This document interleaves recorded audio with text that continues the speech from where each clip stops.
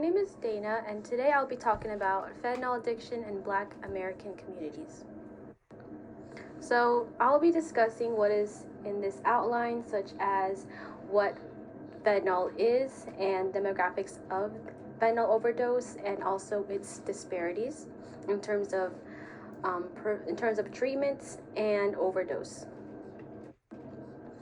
So, what is fentanyl? Fentanyl is a fully synthetic opioid that acts as a pain relieving substance. Unlike other opioids, fentanyl is not derived from opioid poppy plants, instead, is entirely made in laboratories.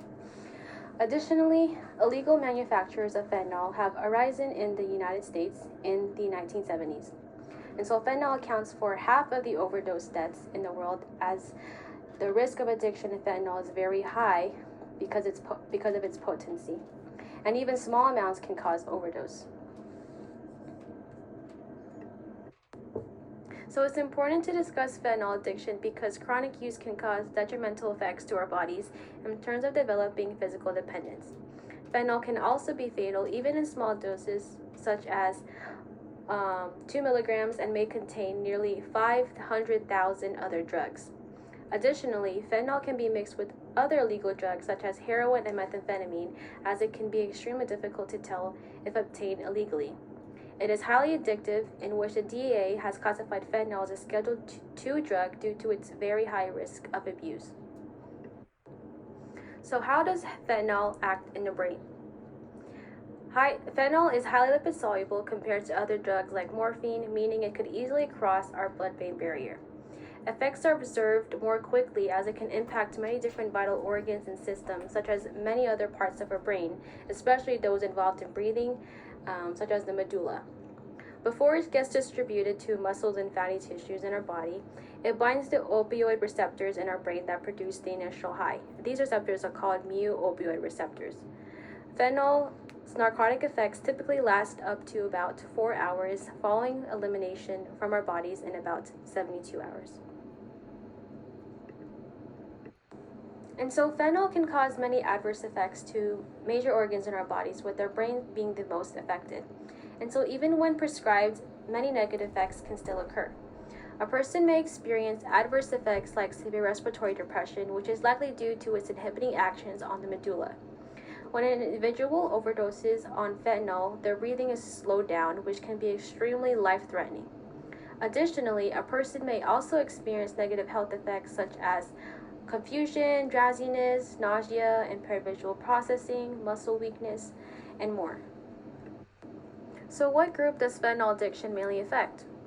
The fentanyl crisis mainly affects older adults of all races. However, it is most common in age groups of 35 to 44. 2020 reports have shown 20,334 fentanyl overdoses, which is 28% in fentanyl deaths within that year, as there were 13.5% of the U.S. population. In comparison to adults ages 25 to 34, they had reports of cases on 16,712 fentanyl overdoses, which is 23% of the total deaths, and it is 13.6% of that population. And so combined, both of these age groups account to half of the overdose deaths in the U.S. Fentanyl deaths often vary by race, and most illicit opioid deaths have increased greatly among all ethnic and minority groups, with men being the greatest risk of overdose overall. There has overall been a relative increase in reports of illicit opioid deaths since 2020. However, it seems that the Black communities are most affected, with an increase of 44% of illicit opioid deaths in 2020. Additionally, reports have shown that in 2020, the Black population overdose deaths have surpassed the death rates of white American populations during the third wave of the fentanyl crisis and opioid crisis. So fentanyl overdoses in the Black population has continued to rise since 2016, as this growth was pronounced with overdoses involving many different opioids such as fentanyl, morphine, and cocaine. Surprisingly, according to the National Institute of Drug Abuse, illicit opioid overdose in older Black men is higher than that of the Black men overall. And factors such as chronic pain and illness prevalent in older adults may contribute to these rising numbers. And in terms of the demographic distribution of fentanyl in Black communities, it has been observed that in 2010, 53.7% of people in Black communities reside in areas east of the Mississippi metropolitan areas.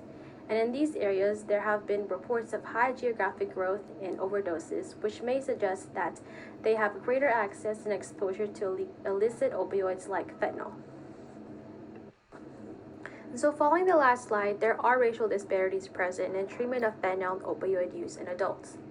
According to an article by Grooms in 2020, over 41 million Americans suffered substance use disorder. However, only 2.7 million received treatment.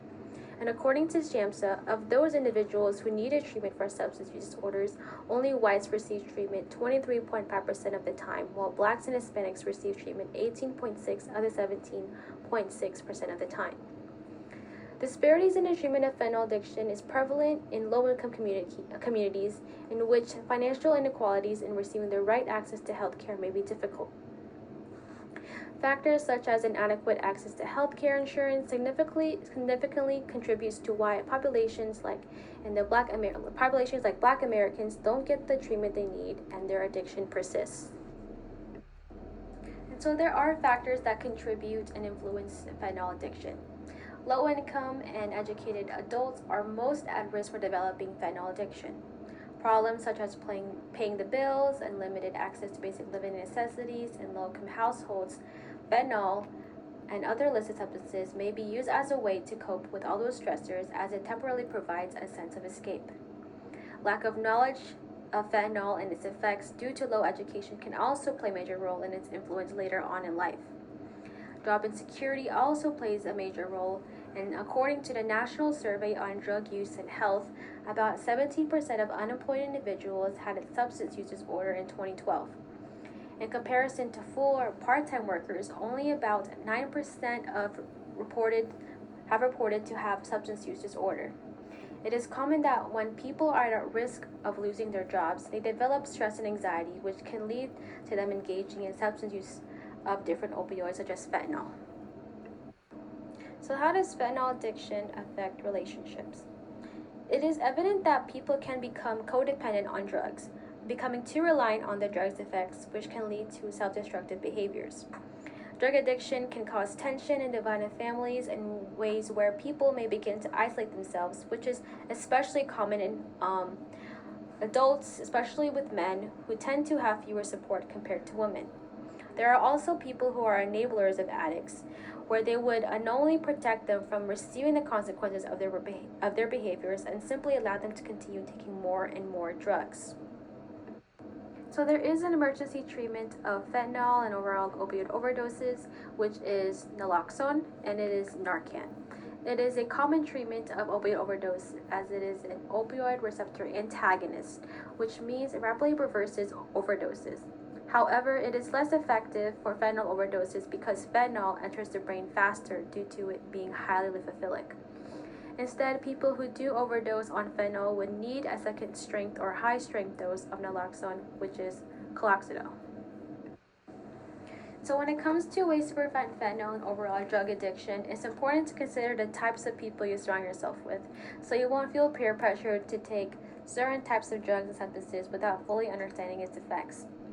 It's also important for adults and older adults to be educated on fentanyl's severe effects, because if fentanyl, if obtained or distributed illegally, can contain many other types of drugs. It's also important to never mix fentanyl with other drugs because this increases the risk of overdose. Ensure that you are careful to never mix fentanyl or other drugs with different types of substances, such as alcohol. Avoid going to places where drugs are available, such as party settings. And stress the importance of developing new coping strategies rather than just turning to drugs as a coping mechanism. Positive coping strategies include journaling, meditation, engaging in physical activity, and most importantly, avoid self-talk. In terms of future directions, there are already drug prevention programs and rehabilitations in place where they ensure positive outcomes in those impacted by substance use. The Overdose Hotline, which is the leader of substance use programs, offer education and prevention programs for all ages struggling with addiction. Programs such as PreVenture is an evidence-based prevention program that uses targeted personality interventions to improve mental health. They do this through the use of cognitive behavioral therapy to help those affected with addiction to better understand their personalities and feelings towards their addiction or substance use. The 988 suicide hotline is also available for 24 hours for those who are struggling with addiction to reach out and get the help they need. And so these are all my sources that I have compiled together to create this presentation.